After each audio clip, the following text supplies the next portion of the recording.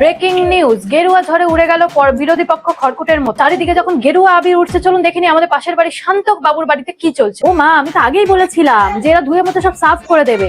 আরে বাপি, মিষ্টি নিয়ে আয়, কালকে সবাই মিলে লাড্ডু খাবো। জয় শ্রীরাম দিয়ে কাজ শুরু করলে এমনই ফল পাওয়া যায়, এটা তো আমরা জানি। তোমরা না বড্ড ইমোশনাল, জানো তো। আরে ডাটাটা দেখো, ডাটাটা এই যে গত 2 বছরে গ্রাউন্ড লেভেলে যে পোলারাইজেশনটা হয়েছে, তার ফলস্বরূপ এটা তো হওয়ারই ছিল। এটা কোনো মিরাক্কেল নয়, এটা হচ্ছে পিওর স্ট্র্যাটেজি। বাবা, কি খবর গো, তোমাদের বাড়ি থেকে খুব চেঁচামেচির আওয়াজ আসছে। আরে সমাজে আসো আসো। আরে আজকে ভোটের রেজাল্ট দেখেছো? হ্যাঁ, এই বসি আইছে কুডনামো করতে।